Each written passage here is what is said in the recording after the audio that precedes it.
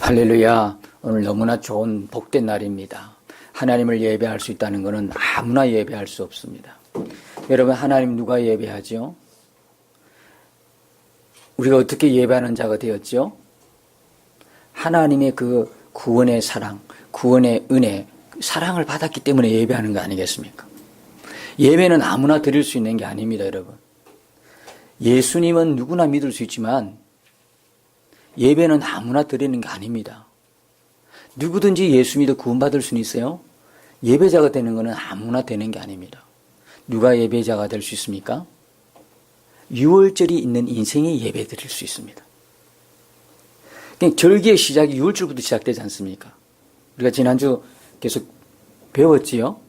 유월절도 없는데 유월절이 있다는 이야기는 무슨 이야기죠?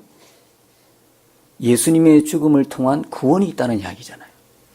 예수님의 죽음을 통한 생명, 영생이 있다는 이야기거든요. 여러분은 다 유월절 어린 양의 피가 있죠? 유월절 어린 양 대신 예수 그리스도의 희생과 죽음을 통해서 여러분 다 구원받으셨지요?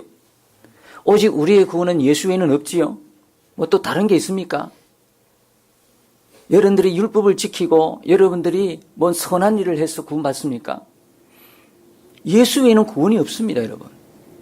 그래서 하나님이 제사 제도를 우리에게 주신 거예요. 그래서 어린 양을 피를 보는 거예요. 그리고 송아지의 피를 보고 염소의 피를 보는 거예요.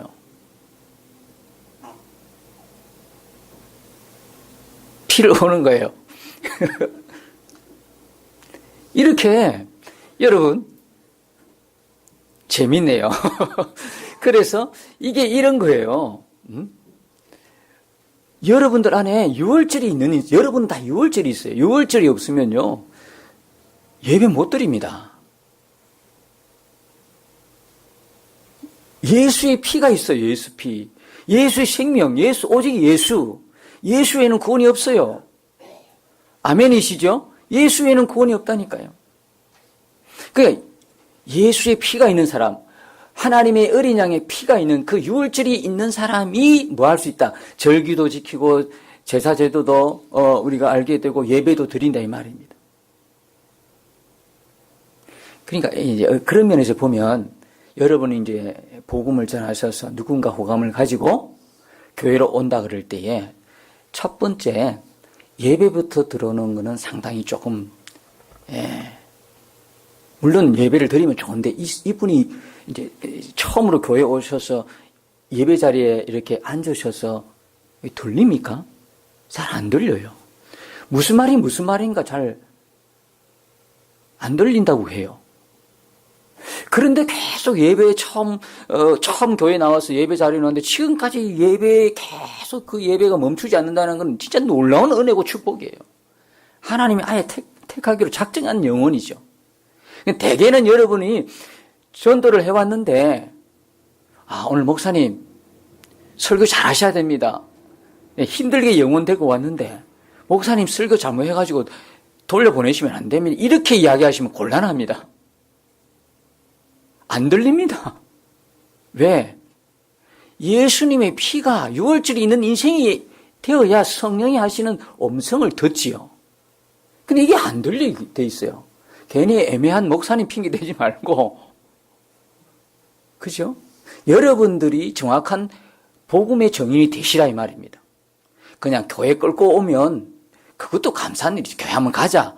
이것도 참 좋은 내용이지만 정말 우리가 깊게 생각해 볼 문제는 여러분들이 복음의 정인이 되셔야 됩니다. 그럼 어떻게 해야 돼요? 우리가 먼저 복음이 뭔가를 정확하게 알고 있어야 됩니다.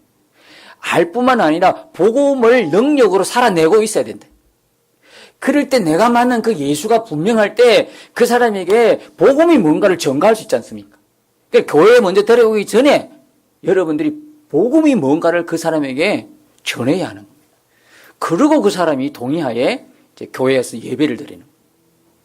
절대로 유월절이 없으면 성령이 교회에게 하시는 말씀을 들을 수 있는 귀가 안 열려요. 말씀을 들으면 졸음밖에 안 와요. 말씀 들으면 딴 생각밖에 안 나는 이유가 있어요. 왜? 하나님의 진리의 말씀은 거듭난 영혼에게 들리거든요. 예수 피 있는 인생에게 들린다 이 말입니다. 여러분들이 설교 말씀이 이해가 됩니까? 여러분에게는 예수의 피가 있습니다. 6월절에 있는 인생이기 때문에 말씀이 성령께서 교회에 하시는 말씀이 들려진다 이 말입니다. 그러니까 여러분이 전도하기로 작정한 그 영혼 기도를 열심히 하시고 그 다음에 만날 때마다 복음을 전하셔야 됩니다. 복음이 무엇이죠? 전능자이시고 창조주이신 그 하나님이 우리를 구원하기 위해서 이 땅에 오셨다. 오셔서 당신과 내가 저질러 나온 이 죄에 대한 대가를 그분이 십자가에 다 그냥 죽으심으로 해결하셨다. 그분을 왜 믿어야 되느냐? 믿어야 구원받죠. 하나님의 방법은 예수 그리스도를 위한 인간의 구원이다 이 말이에요. 하나님의 구원 방법은 어디 예수 외에는 없으니까 그분을 믿고 여러분이 구원받고 하나님 나라 백성 되고 천국을 갈 수 있다. 전능자이신 그분이 2000년 전에 이미 오셨다고 가셨다 이 말. 부활하심으로 모든 것이 진리인 것을 증명해 보여주셨다. 구원받지 않고는 살아날 인생이 아무도 없었기 때문에 예수님의 십자가와 예수의 부활을 그게 복음이지 않습니까? 그리고 그렇게 부활하셔서 하늘나라만 간 것이 아니라 믿는 자네 당신도 믿게 되면 하나님과 함께 더불어 사는 삶을 살 수 있다는 거예요. 당신 인생이 왜 이렇게 꼬이냐? 당신의 인생이 왜 이렇게 힘들고 어려운지 아는가? 당신이 지금 서 있는 그 자리가 죄와 죽음과 저주의 자리에 서 있기 때문에 그렇다.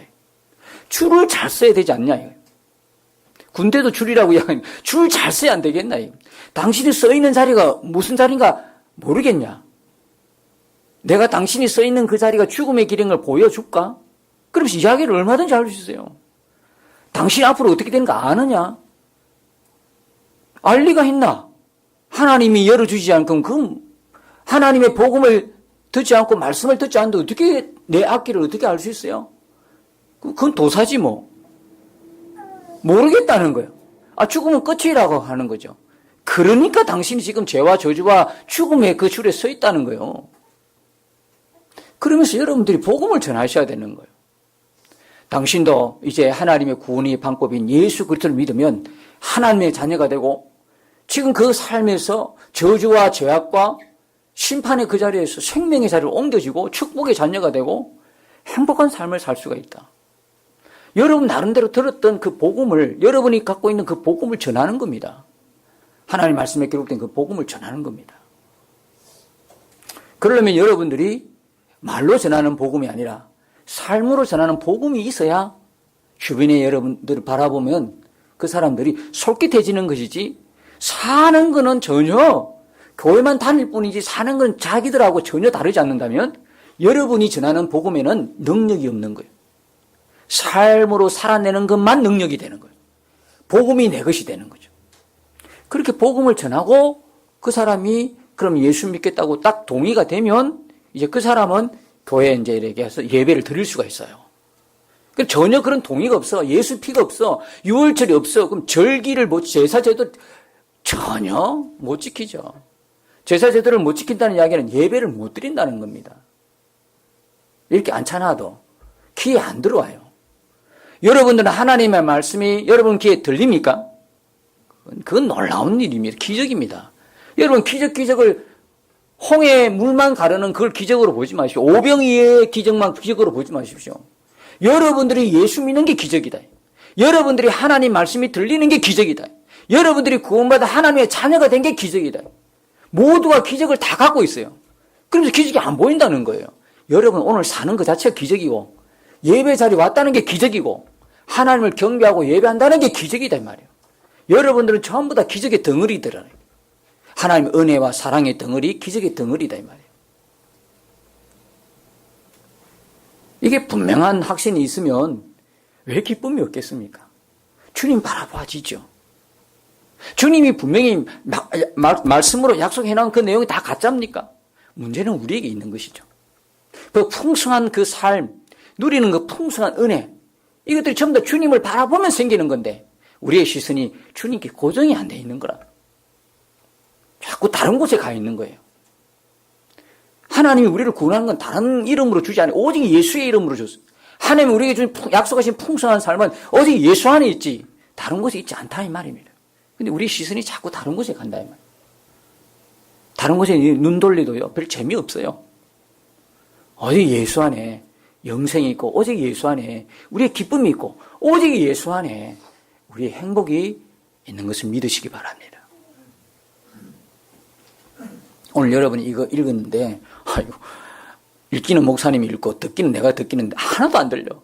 뭔 소리인지 이게 뭐가 무슨 소리인지. 근데 이걸 이제 이 짧은 시간 안에 다 여러분들에게 말씀을 다 드릴 수는 간단하게 이제 예배 시간 안에서 말씀을 드리면 여기에 세 가지가 등장합니다. 상번제가 등장하고 그 다음에요 안식일 등장하고요. 그 다음에 초하루 다시 말하면 월삭이 등장합니다. 그러면서 계속 드리라고 나오죠. 오늘 본문만 해도 1절에서 15절까지만 해도 드리고 바치라는 내용이 16번 있어요. 제가 지난주 말씀드렸습니다. 민수기 28장과 29장에는 드리고 드리라는 말이 몇 번 있다고 총 56번이나 있습니다. 어마어마하죠? 아이고, 또 드려야 되나? 이 짧은 본문 속에 15절이 되는 짧은 본문 속에도 드리라는 말이 16번 있으니 도대체 하나님 어떤 분이시야? 우리를 완전히 발버둥 분이야? 도대체 우리가 하나님 가지고 있는 그 모습을 보기를 그냥 싫어하신 분이야? 왜 자꾸 다 드리라는 거야? 이렇게 여러분이 이해하시면 그냥 문자 그대로 보신 겁니다. 여러분 제가 말씀드렸죠? 구약의 모든 제사제도와 절기를 지키라고 하는 이유가 뭐죠? 그 제사제도는 누구의 그림자라는 거죠? 우리를 위하여 대신 죽어주실 제물 예수 그리스도를 말씀하고 있는 거예요. 여기 흠없는 어린 양이 있죠. 흠없는 어린 양이 어디 있습니까? 세상에 흠없는 사람이 하나님 볼 때는 아무도 없듯이 흠없는 어린 양이 세상에 어디 있습니까? 이 흠없는 어린 양은 결국 누굴 이야기하는 거예요? 요한복음 1장 29절에 보니까 하나님의 어린 양 예수 그리스도를 나타내고 있는 거예요. 예수입니다. 예수. 여기 죽어가는 송아지 누굽니까? 예수의 표상입니다. 염소로 속죄제를 드리라? 여러분, 짐승을 죽여서 피 흘리고 그 속죄가 됩니까? 히브리서 10장 3절과 2절과 3절을 보면 염소와 양의 피로 속죄가 이루어지지 않아요. 그렇게 될 거면 끝났죠. 예수님 모실 이유가 없죠. 짐승의 피로 죄가 속함받고 하나님과 하야 된다? 말이 안 되는 거예요. 그냥 하나님이 앞으로 예수님 보내주셔서 예수님 하나님의 어린 양으로 대신 죽을 대속 죽음을 말씀하고 있는 거예요. 짐승으로 속죄하면 되지 않죠. 다 누구의 이야기야? 누구? 예수님을 이야기하고 앞으로 오실, 그러니까 구약의 성도들은 어떻게 구원받았습니까? 물어보면 율법을 지켜서 구원받았습니다. 이런 이야기 한다니까. 또 이야기하는 거는 옛날에 그러면 예수님이 없는 사람들 어떻게 구원받았습니까? 뭐 양심으로 구원받았습니다. 선한 일 때문에 구원받았습니다. 아니에요. 구약이든 신약이든 동일해요. 우리의 구원은 오직 예수 그리스도를 믿음으로 구원받습니다. 그런데 구약에는 예수님이 없잖아요. 없으니까 제사제도를 통해서 하나님이 만나주시고 제사제도를 통해서 예수님을 믿게 하시는 거잖아요. 그러니까 구약의 성도는 이 제사제도를 통해서 앞으로 오실 누구? 그리스도. 앞으로 오실 그리스도를 바라보고 구원받는 거죠. 제사제도를 통해서 예수님이 오실 것이다. 왜? 이 제사제도는 결국 누구의 표상이니까? 앞으로 오실 하나님이 보내줄 그리스도의 표상이니까. 그리스도의 그림자니까. 이 제사제도를 지킴으로써 앞으로 우리를 구원할 메시아가 오시지, 오실 메시아를 바라보면서 구원받는 거예요. 그럼 신약의 성도들은, 오늘 우리들은요, 이미 오셨잖아요, 그분이. 구약에 그렇게 말씀하시던 그분이 드디어 오셨잖아요. 오시고 가셨잖아요. 그죠? 이미 2000년 전에 그 전능자 되신 그 하나님이 이 땅에 오셔서 다 일 해결하시고 가셨잖아. 가시고 믿는 우리 안에 오셨지만, 그래서 신약의 성도들은 이미 구약에서 예언했던 제사제도와 제물을 통해서 계속 말씀하셨던 그분이 실제로 오신 것을 믿고 이제 다시 오실 예수님을 바라보면서 구원받는 거잖아요. 아멘이십니까? 모든 게 구약이나 신약이나 오직 우리의 구원은 누구에게 있다? 예수님에게 있다. 다른 것에 있다고 하면 안 됩니다. 다른 것에 있지 않습니다, 여러분. 오직 예수 그리스도가 우리의 구원의 유일한 방법으로 하나님이 주셨습니다. 사도행전 4장 12절에 다른 이름으로는 구원받을 수 없어요. 하나님이 우리에게 주신 구원의 이름은 오직 예수 그리스도이십니다. 그분 우리 구원이십니다. 자, 여기서 보면 상번제와 그 다음에 안식일, 그 다음에 월삭이 나오는데요. 상번제는 어떤 제사냐? 상번제는 어떤 제사냐면 아침 저녁으로 드리는 제사입니다. 아침 저녁으로요. 아침에 드리고 순양을 아침에 한 마리, 저녁에 한 마리 그렇게 잡아서 이렇게 드리는 제사가 상번제입니다. 그 다음에 거기다가 또 뭡니까? 소제도 드리고 전제도 드리고 어려운 단어들이죠. 우리말 성경에 보면 이게 잘 풀어서 소제는 뭐냐면 곡식의 가루를 이렇게 드리는 그 제사를 소제라고 그러고 전제라고 하는 포도주를 부어서 드리는 제사를 전제라고 합니다. 여기 또 보면 에바가 나오고 흰이 나오는데 에바는 고체의 부피를 청량하는 그거고요. 단어고 흰이라는 것은 액체의 부피를 청량하는 겁니다. 일일이 뭐 얼마 자세하게 나와 있죠. 뭐 몇 분의 몇을 드리고 몇 분의 몇을 드리고 너무 지금 다 설명하기는 힘들고 그러니까 대충 여러분이 이렇게 드리는 건데 이제 중요한 것만 말씀드리면 상번제는 아침 저녁으로 드리는 겁니다. 그 다음에 안식일은요. 안식일은 안식일에 드리는 겁니다. 월삭은요. 매월 첫날에 드리는 제사가 월삭입니다. 근데 여기다 드리는 게 있죠. 근데 여러분 이런 경우 있습니다. 그러니까 상번제는 매일 드립니다. 아침 저녁으로 막 드리죠. 아침 저녁으로 드리다가 안식일이 됩니다. 그 안식일이 되면 드리던 상번제 여전히 드리고 안식일에 맞는 것도 드리고. 자, 절기는 물론 절기마다 드리는 건데요. 자, 이런 분이 있습니다. 우리가 절기를 만났다. 예를 들어서 추수감사, 지난주 우리 추수감사절 지냈는데요. 참 하나님이 귀한 은혜를 주셨어요. 우리 오늘 세 번째 매일 감사 저금통을 나눠드리는데 어떻게 생각하면 이게 상번제와 같은 거죠. 나눠드리는데요. 세 번째잖아요. 첫 번째 그렇게 사용하니까 올해 하나님이 우리에게 너무나 풍성한 은혜를 주셨어요. 그건 나중에 이제 말씀을 또 드리겠는데 이렇게 절기 추수감사절에 되면 절기가 되면 여러분 어떻게 드리냐면 딱 두 부류가 나옵니다. 한 부류는 추수감사절에 추수감사절 헌금을 감사 헌금을 이렇게 드리죠. 그래 매주 이렇게 드리면서 딱 끊어버리고 추수감사절은 추수감사절 헌금만 드립니다. 근데 성경적으로 이야기하면 그게 안 맞습니다. 왜냐하면 상번제는요 안식일에도 계속 드리는 거거든. 안식일은 뭐든 1년 360일 계속 드리는 게 상번제예요. 그 상번제에 계속 360을 드리면서 절기가 있고 드리면서 안식일이 있고 드리면서 월삭이 있지. 그러면 상번제를 계속 드리다가 안식일 되니까 상번제 빼고 그날은 안식일을 드린다? 아니라 이 말입니다. 그게 무슨 말이냐면 15절에 보면 상번제와 그 전제 외에 그랬어요. 그러니까 그거는 그대로 드리고 안식일 되면 안식일대로 드리고 그 다음에 월삭이 되면 월삭대로 드리고 절기는 절기대로.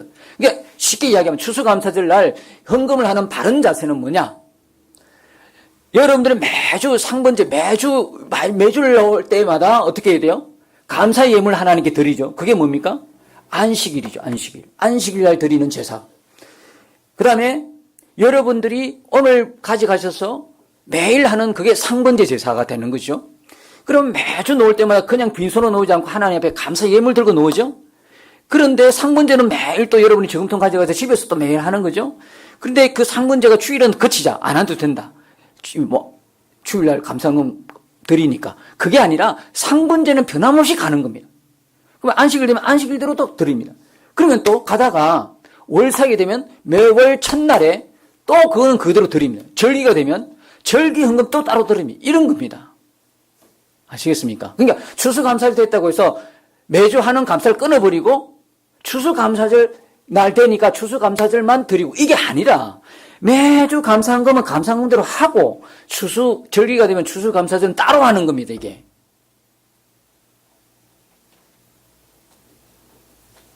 이해 가시겠습니까? 그렇게 하는 겁니다. 그렇게. 왜 마음에 부담이 생기십니까? 이게 성경적이다 말이면 지금 이게 이렇게 드리는 겁니다. 왜냐하면 그 뜻이 다 있기 때문에. 뜻이 다 있기 때문에 그런 거예요. 우리 교회도 보면 이제 몇 분이 그렇게 하시죠. 몇 분이 지금 계속 절기는 절기대로 드리고 매주 하는 감사는 매주 하는 감사인데 이게 다 그 제사를 드리라고 하는 하나님의 뜻이 있기 때문에 하는 것이 무조건 하나님이 너 다 그냥 벗어. 다 내놔. 이러는 게 뜻이 아니라는 겁니다. 여러분, 드리라고 하는 이 제물은 누굴 상징한다고요? 예수님을 말씀하고 있어요. 우리를 위해 대신 죽으실 예수님 말씀하고 있는 거예요. 그러면 자꾸 지키라고 그러고 드리라고 자꾸 말씀하시는 그거 뭡니까? 하나님 그만하세요. 지금 우리가 얼마나 경제적으로 힘든데요. 아니, 매일 그렇게 드리고요. 주일마다 놓을 때 감사예물 드리고요. 절기는 또 절기대로 따로 드리고요. 너무하지 않습니까, 하나님? 우리가 그냥 얼마를 분다고 이렇게 하십니까? 그렇게 마음먹을 수 있는 사람도 있을 것 같아요. 그런데 여러분, 이렇게 하라고 하는 하나님의 본 마음이 무엇입니까? 에? 내가 너희들을 위해서 나의 아들을 친히 너희에게 보내주겠다고 하는 그 사랑의 마음이 들어있는 거예요, 이게는. 너희가 어떻게 구원받았느냐, 이거죠. 너희가 어떻게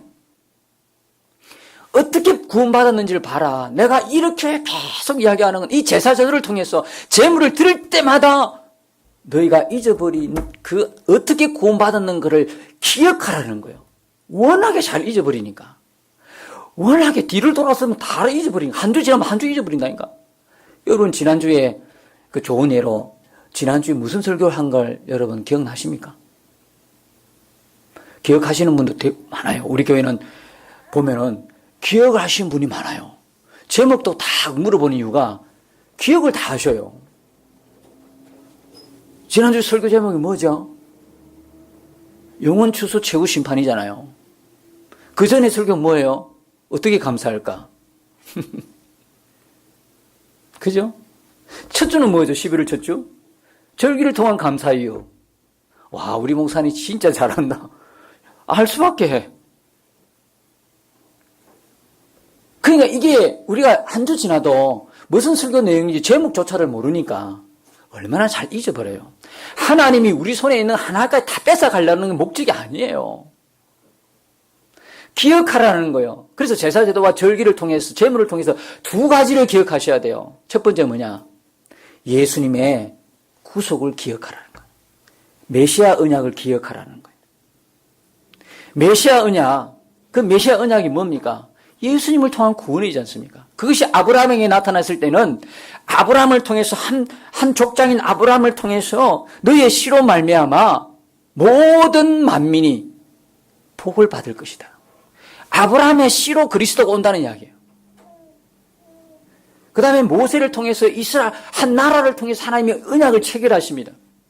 출애굽기 19장의 5절과 6절에 보면 너희가 내 말을 잘 듣고 내 언약을 지키면 너희가 내 소유가 되겠고 제사장의 나라로 삼을 것이며 거룩한 백성이 될 것이니라. 언약을 체결하는 겁니다. 이게 언약을 체결하는 거예요. 근데 이스라엘 백성들은 뭡니까? 하나님의 그 본뜻, 본 마음을 이해를 못하니까요. 제사 드리라고 했더니 엉뚱한 걸 가져오기 시작하는 거예요. 진짜 하나님의 그 메시아 언약과 하나님과 교제하기 위한 하나님의 그 본 마음이 제사제도와 제물에 하나님 율법 속에 다 들어있는데 그 뜻을 모르니까요. 어떤 제물을 가져와요? 말라기 1장 8절에 보니까 병든 거, 저는 거, 눈 상한 거, 자기도 못 먹는 걸 가온다니까. 자기도 못 먹는 걸 가져와요. 하나님 앞에. 자기도 아무 쓸데없는, 자기 집에 보니까 쓸데없는 게 있어, 쓸데없는 거. 거추장스럽고, 이거 폐기물로 처리해야 될 거. 그걸 가져온다니까? 하나님에게 드린다고. 이게 말이 되겠냐고. 우리 각자마다 형편과 상황이 다 다르죠. 주님께서도 헌금하는 그 헌금통 앞에 딱 보고 계셨어요. 예수님께서. 두 사람이 헌금하는 걸 구체적으로 말씀하셔요. 한 사람은 부자예요. 한 사람은 가난한 가부였어요. 그런데 누굴 칭찬해 주셨죠? 가부를 칭찬해 주셨잖아요. 근데 가부 돈 많이 냈어요? 헌금 많이 했어요? 부자는요, 가부에 비할 만큼 몇백 배의 헌금을 넣었어요. 근데 주님이 희한하게, 그럼 주님이 단순하게 그 양만 보셨다면, 금액만 보셨다면 누굴 칭찬해야 돼요? 부자를 칭찬해야죠. 근데 주님의 마음은 아니었어요. 누구요? 가부를 칭찬하고 있는 거예요. 왜요? 가부는 그의 모든 걸 다 드렸어요. 비록 몇천 원이지만 그 사람에게는 그것이 자기 전부일 수가 있어요. 가난한 사람인 그 전부예요. 여러분, 100만 원이 큰 겁니다. 10만 원이 큰 겁니다. 만 원이 큰 겁니다. 저는 그렇게 말할 수 없어요. 그 사람이 형편에. 우리가 최고로 최선을 드리자고 하는 것은 금액을 이야기하는 게 아니에요. 왜? 우리 다 형편이 다르기 때문에. 그러나 그런 형편 속에서 나는 알아요. 하나님 앞에 어떤 예물을 드려야 될지 나는 안다고요. 나의 최고의 예물, 최선의 예물이 뭔가는 자기는 알지, 하나님과 자신은 알죠. 다른 사람은 평가할 내용이 아니에요. 그러잖아요. 그 가부는 오늘 이야기하면 몇천 원을 냈을 거예요. 근데 하나님이 그 가부를 칭찬하는 거예요. 왜? 그 가부의 모든 것이 되니까. 모든 것을 다 넣었다니까. 근데 부자는요, 있는 것 중에 대충 넣었다 이 말이에요. 금액은 많을지 몰라도 하나님 그 마음을 보셨다 이 말이에요. 그 마음은 아니에요, 부자는. 정말 마음을 다한 예물이 최고의 최선의 예물이 아니었다는 걸 주님은 보시고 계신다는 거예요. 여러분, 우리가 지금 형편에 따라서 다 형편이 다르기 때문에 어떤 분은 그렇게, 어떤 분은 이렇게 그거 가지고 이야기할 수 있는 문제가 아니에요. 단지 뭐냐? 진짜 이것이 하나님 앞에 드릴 만한 거였나는 거예요. 내가 마음을 다하고 진짜 정성을 다하고 사랑을 다한 예물인가를 보는 거예요, 하나님이. 아멘이십니까? 그 예물을 본다는 말이에요.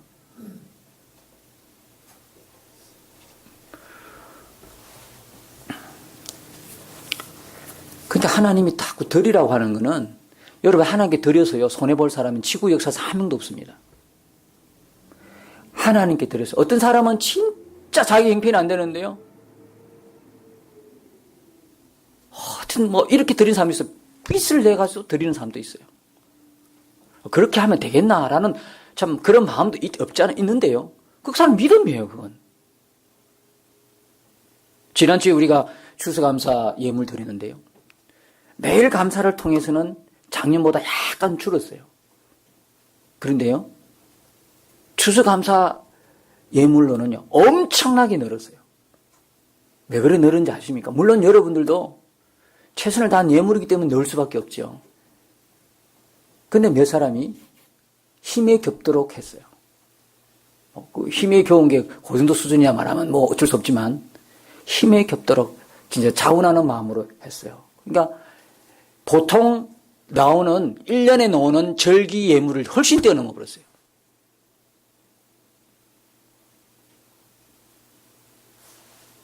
하나님께 드려서요, 가난한 사람이 없어요. 하나님께 드려서 실패했다. 인류 역사상 그런 사람이 한 명도 없어요. 하나님이 자꾸 달라고 한다. 교회 모으면 돈만 달라 그러네. 헌금만 하라 그러네. 이 말이 아니라고. 진짜 하나님 본 마음을 알면요, 여기에 민수기 이게 왜 이렇게 하시는 거 알아요. 자꾸 달라, 드리라. 너희들이 잊어버리기 쉬운 그 예수 그리스도의 그 메시아 언약 구속의 그 은혜를 잊지 말라는 것이지, 우리 가진 거 다 뺏어가려고 하는 마음이 아니에요.